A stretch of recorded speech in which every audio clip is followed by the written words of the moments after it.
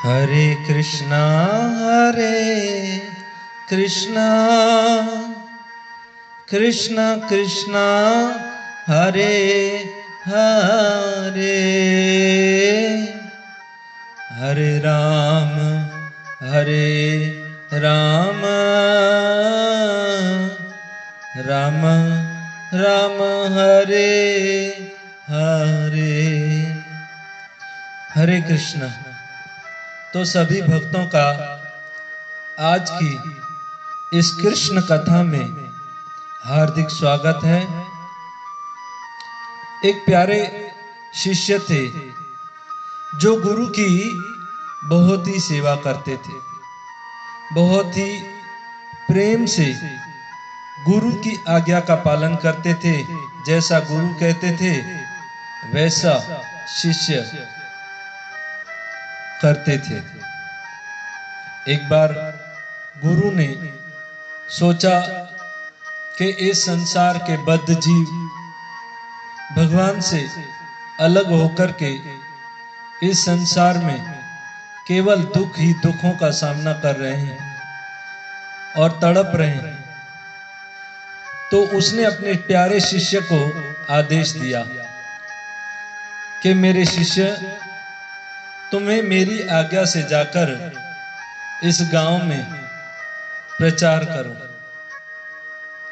फिर क्या था, शिष्य अपने गुरु के आदेश से उस गांव में गया और जैसे किसी गांव के घर में हाउस प्रोग्राम हमारे भक्त करते हैं, एक घर में जाकर के प्रवचन शुरू किया और भगवान कौन है, भगवान के क्या लक्षण होते हैं और कौन व्यक्ति इस संसार से भगवान का भजन कैसे हरि नाम जप करके इस संसार से मुक्त हो सकता है, वो सब समझाने लगा। अंत में ये कहने लगा कि इस संसार से व्यक्ति वही मुक्त हो सकता है जो महामंत्र जपता है, हरे कृष्ण कृष्ण कृष्ण हरे हरे, हरे राम राम राम हरे हरे। जिस घर में वो प्रवचन कर रहा था उस घर में एक पिंजरे में एक तोता भी था और वो तोता ये प्रवचन ध्यान से सुन रहा था। एक दिन हुआ, दूसरे दिन वो शिष्य उसी घर में फिर से भगवान श्री कृष्ण की कथा का आरंभ किया, क्योंकि इस संसार में व्यक्ति सिर्फ दो तरह से सुधरता है। एक तो वो भगवान कृष्ण की कथा के माध्यम से, साधु संतों के संग के माध्यम से, नहीं तो भक्तों जब जीवन में दुख और तकलीफ ज्यादा आ जाते हैं ना, तो समय की ठोकर से अच्छों को सुधरना पड़ता है। तो वो दूसरे दिन भी उसी घर में आकर के कथा कहने लगा और यही कहा कि इस संसार से अगर मुक्त होना है, दुखों से मुक्त होना है, तो हरि नाम जप कीजिए। और दूसरे दिन जब वो जा रहा था तो उस पिंजरे में जो तोता था उसने उसको बुलाया और उसने कहा कि तुमने कहा इस हरे कृष्ण महामंत्र से हम इस संसार से मुक्त हो सकते हैं, तो मैं तो कल से ये महामंत्र जप रहा हूं। इस संसार की बात छोड़ो, मैं इस पिंजरे से भी मुक्त नहीं हो सका। तब उस शिष्य ने उस तोते से कहा कि तुम्हारी बात का प्रश्न मैं अपने गुरु के पास रखूंगा और उसका उत्तर लेकर के मैं कल आऊंगा और कल तुझे बताऊंगा। तीसरे दिन वही शिष्य उस घर में आकर जब कथा करने लगा और कथा करके जाने लगा तो उस तोते ने पूछा, मेरे प्रश्न का उत्तर दो। ये महामंत्र जप कर मैं इस पिंजरे से भी मुक्त नहीं हुआ, तो इस संसार से कैसे मुक्त हो जाऊंगा। तब उस शिष्य ने कहा, मैंने गुरु से पूछा था और मेरे गुरु ने उत्तर दिया है कि क्या तुमने गुरु बनाया है? तुमने गुरु किया है, अपने जीवन में गुरु नहीं किया है तो तुम कैसे मुक्त हो सकते हो? तब उस तोते ने कहा, ठीक है, मैं आज से ही तुम्हें अपना गुरु स्वीकार करता हूं, अब मुझे बताओ क्या करना है। उस शिष्य ने फिर से कहा, मैं अपने गुरु से पूछ करके आऊंगा। और चौथे दिन जब वो कथा करने आए, तब उस तोते ने पूछा, मेरे प्रश्न का उत्तर दो। तब इस शिष्य ने उस तोते के कान में कुछ कहा कि क्योंकि तुमने मुझे गुरु बना दिया है, इसलिए मैं तुम्हें एक राय दे रहा हूं कि तुम आज से 3 दिन का उपवास करोगे, कुछ भी खाओगे नहीं, पियोगे नहीं, और जब 3 दिन में तुम अचेत अवस्था में मूर्छित होकर गिर जाओगे, तब तुम्हारे मालिक समझेंगे कि तुम मर चुके हो और तुम्हें इस पिंजरे से निकाल देंगे। और तोते ने वैसा ही किया, 3 दिन का उपवास रखा और अचेत होकर मूर्छित होकर गिर गया। अब मालिक ने समझा ये तोता मर चुका है, पिंजरे से बाहर रख करके चला आया। बस फिर क्या था, तोता उड़ गया। एक तोता अपने गुरु के आदेश का पालन करता है, तपस्या करता है और मंत्र जपता है, तो वो पिंजरे से भी और इस संसार से भी मुक्त हो सकता है। तो क्या हम हमारे जीवन में गुरु धारण करके इस संसार से मुक्त नहीं हो सकते? भगवान गीता में कहते हैं, तद विधि परिपात्रेण परिप्रश्नेन सेवया उपदेक्षन्ति ते ज्ञानम ज्ञानिन तत्वदर्शिन। तुम गुरु के पास जाओ, उनकी सेवा करो, उनसे प्रश्न करो, वो तुम्हें हर प्रश्न का उत्तर देंगे, क्योंकि उसने तत्व का दर्शन किया है। यानी तत्व का यानी भगवान कृष्ण का तत्व से दर्शन किया है, इसलिए वो तुम्हें प्रामाणिक उपदेक्षन्ति, जैसे बच्चा गोद में उठाकर पिता उसको ऊपर दिखाते हैं, दर्शन कराते हैं ना मंदिर में, वैसे भगवान तुम्हें गोद में उठा करके, वैसे तुम्हें गुरु गोद में उठा करके तत्व ज्ञान का दर्शन कराएंगे। अर्जुन ने भी गीता में 2 अध्याय के 54वें श्लोक में प्रश्न किया कृष्ण से कि इस संसार में गुरु तो बहुत हैं, पर सच्चा गुरु कैसे पता चले, हम कैसे पहचाने कि हम जिस गुरु को कर रहे हैं वो सच्चा है, सही है या नहीं? अर्जुन ने प्रश्न किया, स्थित प्रज्ञ का भाषा समाधिस्तस्य केशव स्थित दी किम प्रभाषते किम आसित व्रजेत किम। हम कैसे पहचाने कि अध्यात्म में लीन जो गुरु होता है उसके क्या लक्षण होते हैं? का भाषा, वो कौन सी भाषा बोलता है? सिंधी, गुजराती, हिंदी? किम प्रभाषते, बैठता कैसे है? व्रजेत किम, वो कैसे चलता है? तो उत्तर में हमारे प्रभुपाद जी बताते हैं कि जिस प्रकार कोई धनी व्यक्ति अपने धन से पहचाना जाता है, हम देखते हैं कोई करोड़पति आदमी अपनी कार से उतरता है ना, सोने की चेन, घड़ी आदि सब पहनी होती है, हम समझ जाते हैं कि ये धनी व्यक्ति है। कोई हॉस्पिटलाइज रोगी व्यक्ति जब हॉस्पिटल से निकलता है और स्ट्रेचर पर उसको ले जाते हैं, हम समझ जाते हैं ये रोगी है, बीमार है।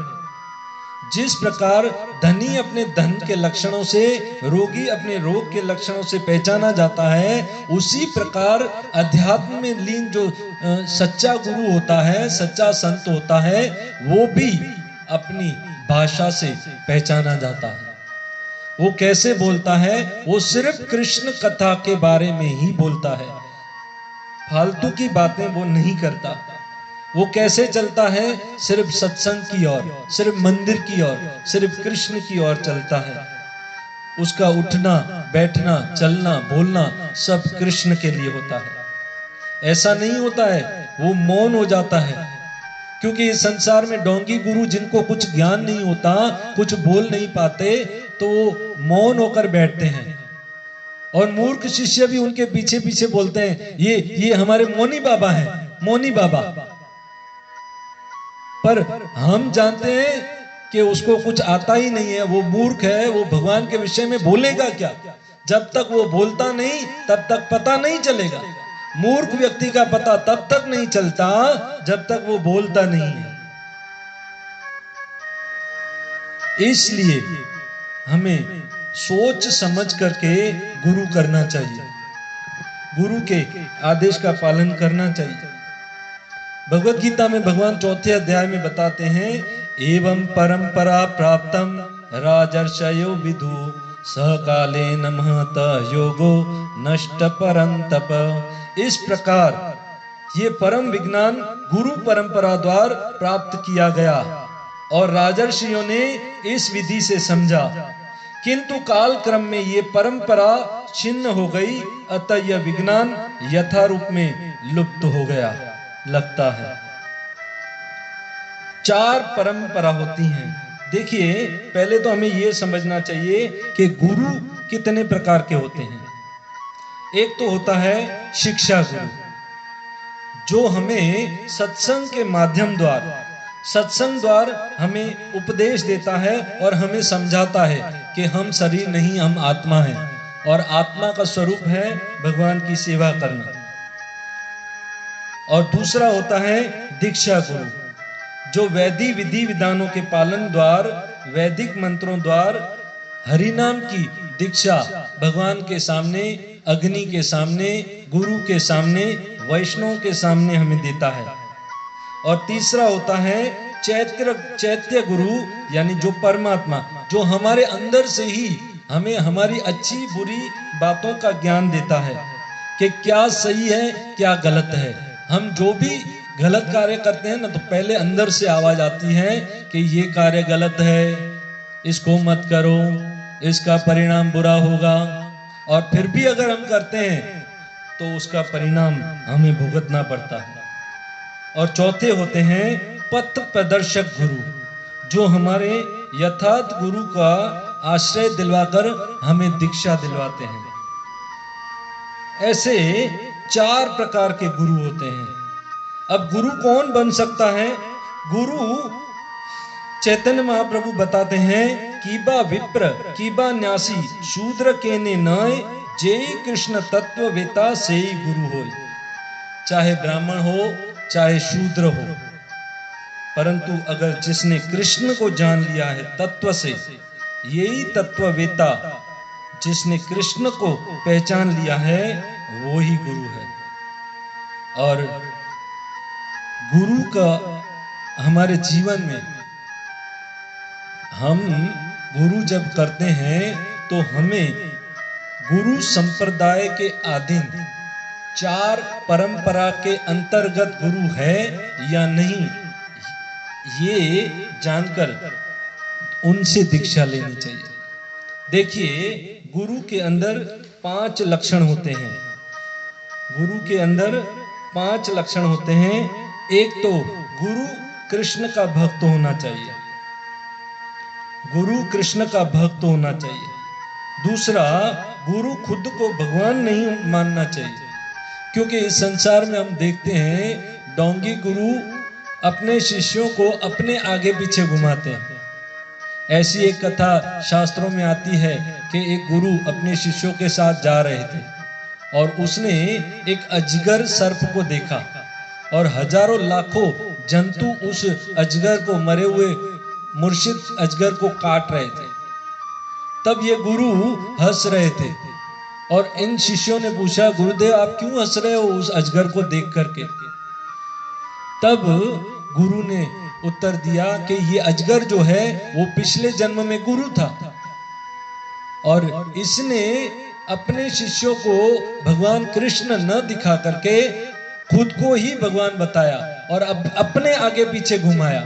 इसलिए आज ये अजगर बना है और इसके शिष्य इसके जंतु के रूप में इसी को काट रहे हैं।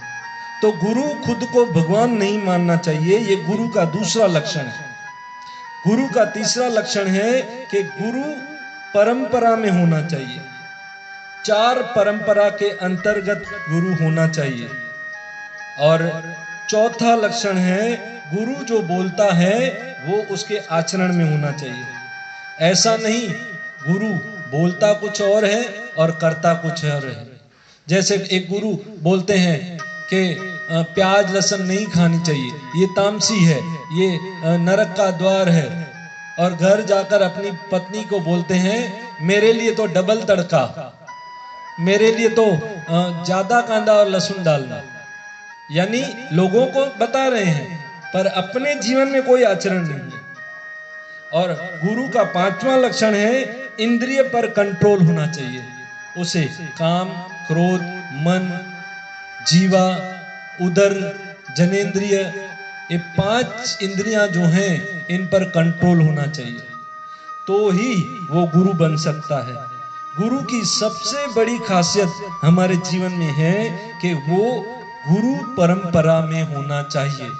अब प्रश्न उठता है गुरु परंपरा यानी क्या?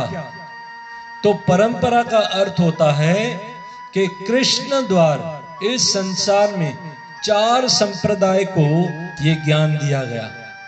और वो 4 संप्रदाय में सबसे पहली संप्रदाय है ब्रह्मा के 4 पुत्र, सनक आदि 4 कुमार जो हैं वो ब्रह्मा के पुत्र हैं। भगवान श्री कृष्ण ने सबसे पहले उनको ज्ञान दिया, इसको कहते हैं कुमार संप्रदाय। दूसरा श्री संप्रदाय, भगवान विष्णु के चरणों में हमेशा लक्ष्मी रहती है। दूसरा ज्ञान भगवान श्री कृष्ण ने लक्ष्मी को दिया, और इसके अंतर्गत जो ज्ञान प्राप्त करता है वो श्री संप्रदाय में आता है। और तीसरा ज्ञान भगवान ने शिव जी को दिया, शिव जी की परंपरा में जो आता है और ज्ञान प्राप्त करता है उसे रुद्र संप्रदाय कहते हैं। और चौथा संप्रदाय भगवान श्री कृष्ण ने ये ज्ञान दिया ब्रह्मा जी को, और ब्रह्मा जी की जो परंपरा में आता है, संप्रदाय में आता है, उसे ब्रह्म संप्रदाय कहते हैं। और हमारा ये इस्कॉन जो है ब्रह्म गौड़ीय मध्व संप्रदाय के अंतर्गत इस्कॉन हरे कृष्ण कृष्ण कृष्ण हरे हरे, हरे राम राम राम हरे हरे, आज सारे संसार में कृष्ण भक्ति का प्रचार कर रहा है। तो ये कृष्ण ने 4 प्रकार की यूनिवर्सिटी बनाई। कौन सी यूनिवर्सिटी? कुमार संप्रदाय, श्री संप्रदाय, रुद्र संप्रदाय और ब्रह्म संप्रदाय। इन 4 यूनिवर्सिटी में जो सर्टिफिकेट लेकर के पास होता है वो ही डॉक्टर या इंजीनियर बन सकता है। जैसे इस संसार में भारत सरकार द्वारा अमुक अमुक शहरों में कुछ गवर्नमेंट मान्य यूनिवर्सिटी बनाई गई है, और किसी को डॉक्टर या इंजीनियर बनना है तो उसी यूनिवर्सिटी में जाकर के उसको पढ़ाई करनी पड़ती है, और वहां से अगर वो सर्टिफिकेट लेता है तो ही वो डॉक्टर या इंजीनियर बन सकता है, तो ही वो पास हो सकता है। अन्यथा कोई एक पेड़ के नीचे बोर्ड लगा करके बैठ जाए कि हम बड़े से बड़े डॉक्टर हैं और हम आपके पेट को काट करके हम आपका अच्छे से अच्छा ऑपरेशन कर देंगे, तो क्या कोई पेड़ के नीचे उस डॉक्टर के पास जाएगा? नहीं जाएगा, क्योंकि गवर्नमेंट मान्य नहीं है, उसके पास यूनिवर्सिटी का लाइसेंस नहीं है। इसी प्रकार हम जब इस 4 संप्रदाय के अंतर्गत दीक्षा लेते हैं और इस महामंत्र को जपते हैं, तभी हम यथार्थ भक्ति करके भगवान को प्राप्त कर सकते हैं। संप्रदाय विहीन मंत्र जपते निष्फल। जो इस 4 संप्रदाय के विहीन गुरु करता है और मंत्र जपता है वो निष्फल जाता है, वो आसानी से कृष्ण को प्राप्त नहीं हो सकता।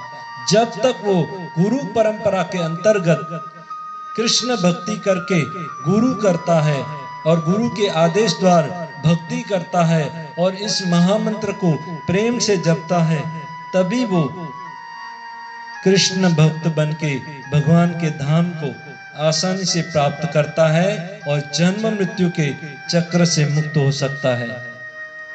तो बहुत सी बातें हैं गुरु के विषय में, पर गुरु का अर्थ है गु यानी अंधकार, रू यानी रोशनी। जो अंधकार से रोशनी तरफ, जो अज्ञान से ज्ञान की तरफ ले जाता है, उसे गुरु कहा जाता है। इसलिए जीवन में बहुत आवश्यक है गुरु का होना। पर गुरु कैसे होने चाहिए, उसके लक्षण क्या होने चाहिए, हमें सोच समझकर करना चाहिए। कोई आलू बैंगन की तरह रास्ते में हमको 10 रुपए के आलू खरीदने, ऐसे गुरु को नहीं खरीदना चाहिए। किसी रिक्शा वाले को गुरु नहीं बना देना चाहिए। या किसी रोड पे घूमते जो पान मावा और नशा करते हैं, या एकादशी व्रत भी खुद भी नहीं करते हैं और अपने शिष्यों को भी नहीं करने देते हैं और अपने को गुरु बताते हैं, ऐसे गुरुओं को, वो हमारे आत्मा के दुश्मन हैं। ऐसे गुरुओं को गुरु नहीं बनाना चाहिए। बहुत बहुत धन्यवाद। हरे कृष्ण। श्रील प्रभुपाद की जय। तो आप हमारी इस कथा को व्हाट्सएप पर भी सुन सकते हैं और फेसबुक का भी आपको लिंक भेजा जाएगा, उस पर भी आप सुन सकते हैं। और यूट्यूब के माध्यम से भी आप इस कथा को सुन सकते हैं। यूट्यूब के माध्यम से आप इसको आसानी से सुन सकते हैं, क्योंकि आपको डाउनलोड नहीं करना पड़ेगा। और उसको लाइक कीजिए और सब्सक्राइब कीजिए, ताकि ज़्यादा से ज़्यादा लोग इस कथा को सुने और शेयर कीजिए। बहुत बहुत धन्यवाद। हरे कृष्ण। श्रील प्रभुपाद की जय।